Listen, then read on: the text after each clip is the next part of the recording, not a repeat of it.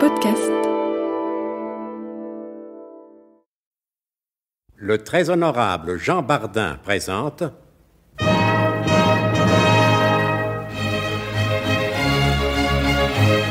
Bon baiser de partout. Une émission secrète de...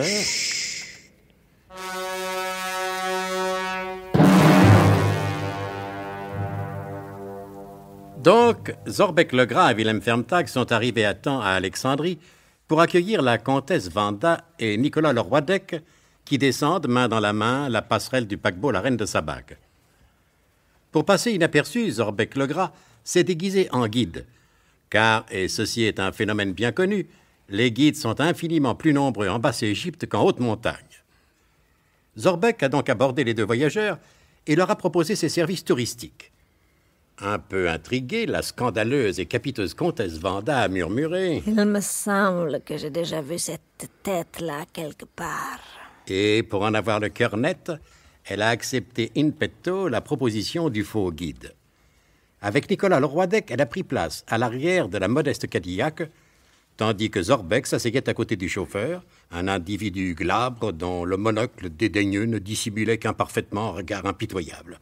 Même les plus distraits de nos auditeurs ont reconnu Wilhelm Fermtag.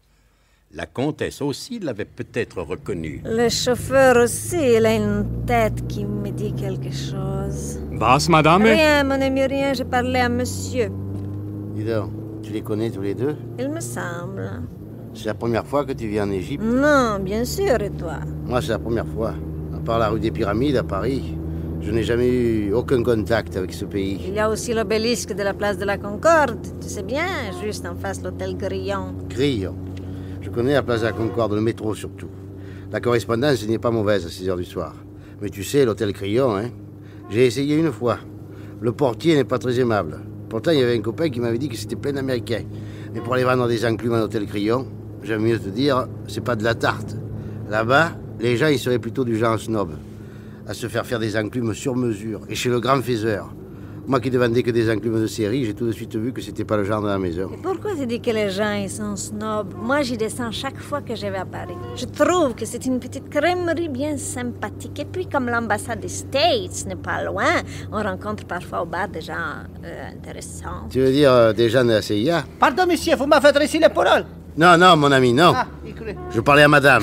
Je t'en prie, Nicolas, pas de nom propre. Et si tu crois que la CIA est un homme propre... Et toi, je t'en prie, pense à ce que tu transportes sur toi. Mais moi, je crains personne, et la CIA, comme la NKVD, j'aime mieux te dire que je m'en tamponne comme de ma première enclume. Nicolas, je t'en prie, ne sois pas vaniteux. Tu me sembles assez nouveau dans la carrière, et crois-moi, elle peut te réserver encore bien des surprises. Notamment quand les deux excellentes maisons que tu viens de nommer imprudemment se mettent d'accord pour travailler ensemble, ce qui est beaucoup plus fréquent que ne se l'imaginent les gens mal informés. Ah, comme vous avez raison, madame. Plaît-il?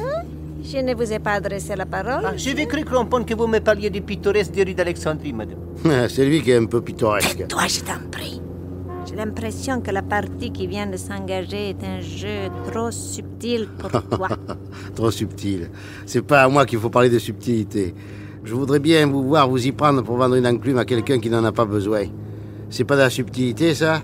Il y a mieux encore. Il y a le client qui a déjà une enclume et à qui il faut vendre une deuxième enclume pour sa femme, par exemple. Autant il ne rechigne pas sur le prix de son enclume personnelle, autant il n'y a rien de trop beau pour lui. Mais il lui faut tous les derniers perfectionnements de la technique moderne, l'overdrive et les freins à disque. Mais pour la deuxième enclume, celle de sa femme, tout est bon. La première saloperie venue, du moment que ça marche encore, tant pis si ça tombe en panne, on s'en fiche. Ce n'est que la deuxième enclume. Je te l'ai déjà dit que tu étais agaçant de parler toujours des enclumes. Mais écoute, ma petite Wanda, faudrait savoir, tu me demandes de ne pas parler de la CIA ou du NKVD. Alors je te parle d'enclume. L'enclume, c'est neutre.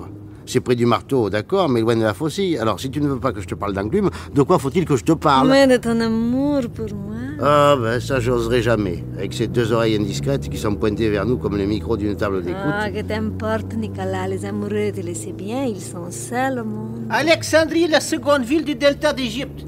Et c'est le port le plus important du pays. Alexandrie est bâtie sur la côte ouest du delta. Il a été fondé par Alexandre le Grand. Mais qu'est-ce que vous voulez que ça nous fiche, hein? Excuse-moi, monsieur, mais Vous avez demandé les services d'un guide, alors j'ai fait mon métier de guide, moi. Vous feriez mieux de nous guider vers une petite auberge sympathique où nous pourrions casser une sympathique petite croûte et boire le vin du pays. Vous savez, une de ces petites auberges discrètes avec... Enfin, vous voyez ce que je veux dire. Oh, Nicolas. Tu m'as dit à l'instant de te parler de mon amour pour toi. Eh bien voilà, il me semble qu'il est clair et qu'il met définitivement les choses au point. J'ai l'impression que monsieur confond le delta du Nil avec la vallée de Chevreuse. Non, je confonds rien du tout.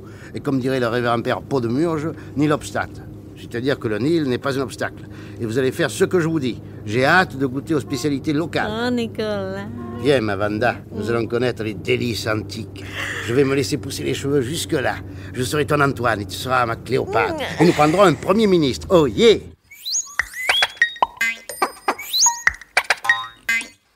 Et Wilhelm Fermtag, qui observait la scène dans le rétroviseur, en laissa tomber son monocle de stupéfaction.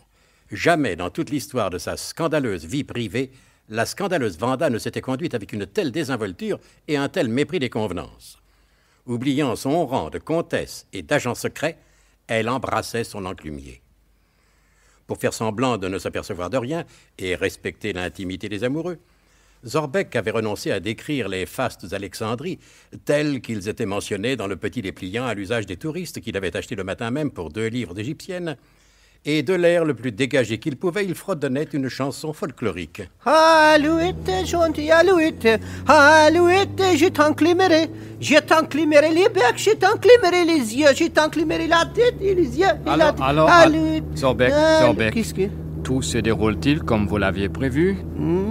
Oui et non. Expliquez-vous. La comtesse Vanda et Nicolas sont bien montés dans notre Cadillac comme je l'avais prévu, mais j'avais l'intention de parler seul à la comtesse et pour le moment, ça me semble guère possible. Question de patience, Zorbeck. Je ne le crois pas. Non. Je suis plus fin psychologue que vous, ce qui n'est guère difficile d'ailleurs, et je vous dis que ces deux-là se conduisent comme 2 jeunes mariés en lune de miel. Ça va être très, très, très difficile de les séparer. Zorbeck, voulez-vous que j'intervienne? Non, Fermtag. Je connais vos manières, ou plutôt votre manière, car vous n'en avez qu'une. C'est la manière forte. C'est quelquefois indispensable. Alors, cette auberge, ça vient? Patience, mon bon monsieur. Nous quittons les faubourgs de la ville et nous prenons la route du Delta. Et il y en a pour longtemps? Tout dépend de l'écrit du Nil. Enfin, faites pour le mieux, hein. Je vous fais confiance. Bien obligé de nous faire confiance, mon vieux. Alors, où faut-il que je les emmène? Mais je sais pas, moi, la première auberge faire l'affaire, non? Le delta du Nil, c'est pas la vallée de Chevreuse? Oui, dites, je vous remercie, hein. Je l'avais dit avant vous, celui-là. Puisque vous savez tout, alors dites-moi où il faut aller, je connais pas le pays. Menteur.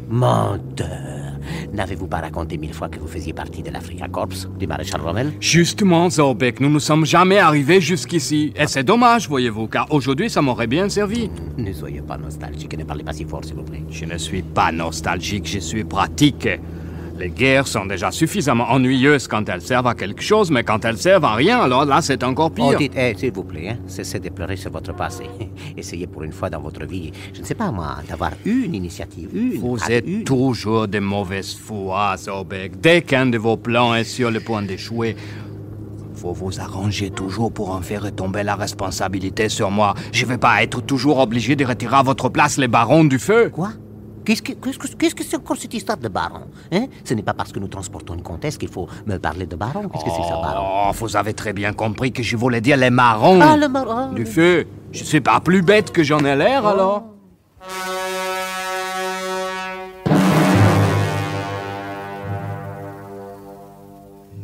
Zorbeck le Gras parviendra-t-il à trouver une auberge discrète dans le delta du Nil?